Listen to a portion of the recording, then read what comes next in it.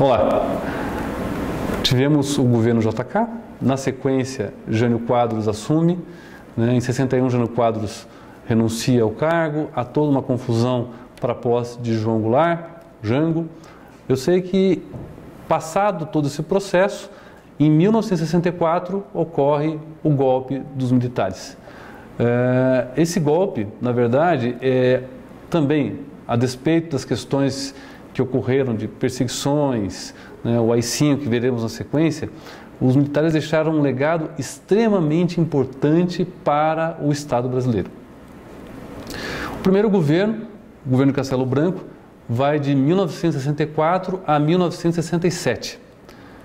Nesse período, as suas prioridades foram o ajuste das contas públicas, o controle da inflação, que chegava a 80% ao ano, e a orientação monetarista.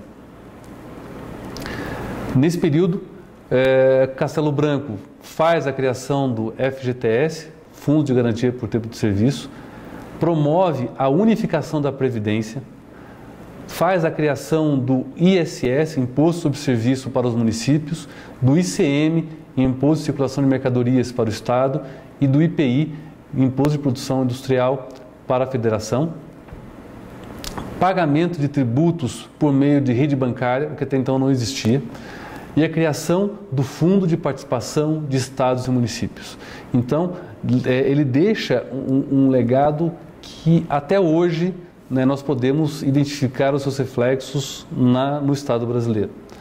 Também ele promove uma grande reforma do sistema financeiro, com a criação dos bancos comerciais, dos bancos de investimento, a criação, não, na verdade, o fomento dos bancos comerciais, o sistema financeiro de habitação, sociedades de crédito, corretoras de valores, o Conselho Monetário Nacional e o Banco Central do Brasil.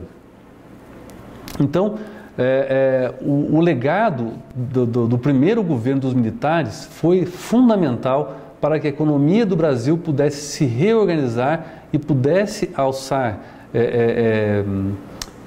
voos mais amplos no sentido de pensar o país como uma nação num contexto mais global.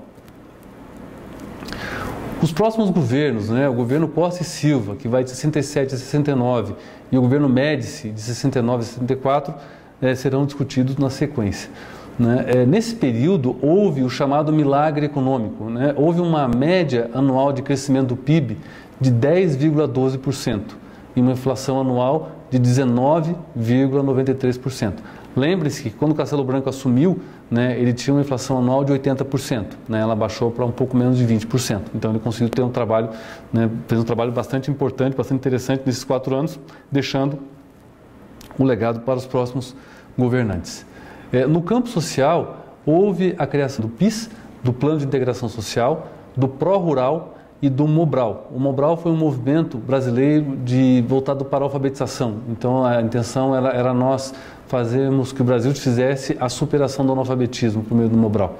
E também a ampliação das unidades federais de ensino superior. As universidades federais foram criadas também em outros estados. Também esse governo sofreu alguns problemas. Um deles foi o aumento do endividamento externo, o aumento dos juros internacionais e as crises do petróleo de 73 e 79. No nosso livro-texto você vai encontrar informações que explicam melhor esse processo das crises do petróleo por conta dos investimentos que o Brasil tinha no exterior, e também na necessidade de você ter a importação de petróleo. Então isso fez com que a balança comercial tivesse um desequilíbrio assim, bastante indesejado. O governo Geisel vai de 74 a 1979. No governo Geisel, nas questões políticas, houve a adoção do crescimento forçado.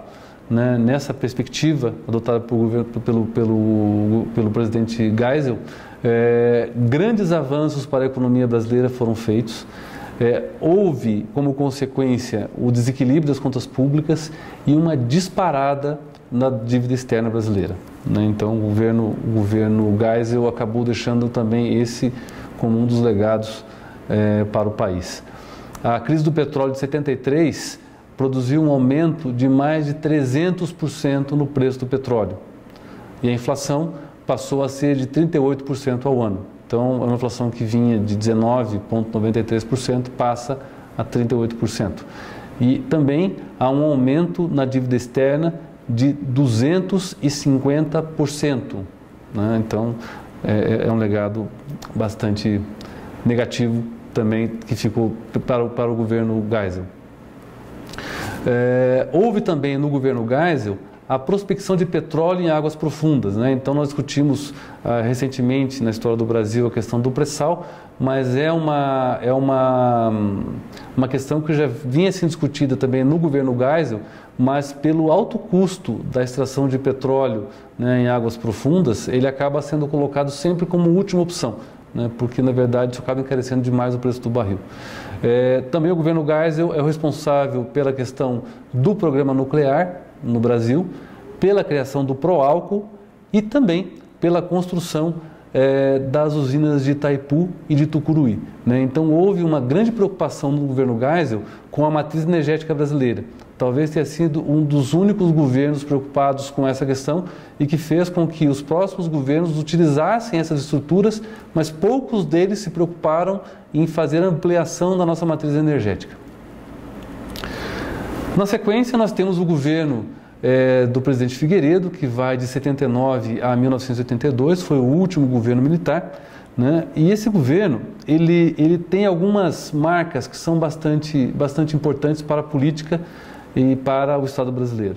A primeira delas foi a abertura política, né? Então nós passamos a receber os exilados, né? Pessoas os intelectuais, músicos, professores, políticos, né? E pessoas da sociedade que por alguma questão foram consideradas personas não gratas e foram expulsas do Brasil, foram exilados do Brasil, passaram a retornar gradativamente, né, para a nossa pátria. Houve também uma reorganização partidária, né, aqui no Brasil, e também uma outra crise assim, econômica muito grave, com a crise do petróleo de 1979, né, que também causou um problema na economia mundial, afetando diretamente o Brasil, que também tinha, né, investimentos no exterior. O autor traz no nosso livro-texto uma tabela e que mostra assim, a evolução do preço do petróleo, né? O preço do barril. Em 67 ele custava $1,80. Em 74 ele passou a $11,58.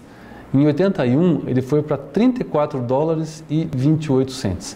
Né? Então as despesas com importação em milhões pelo Brasil, em 67 era de 139 milhões de dólares, passou para 2,744 bilhões de dólares em 74 e em 81 para 10,490 bilhões de dólares. Né? Então, isso faz com que a nossa economia passe por períodos bastante complicados. Então, o presidente Figueiredo é o último presidente militar e passa-se agora então ao governo civil. Nos vemos na nossa próxima aula. Um grande abraço.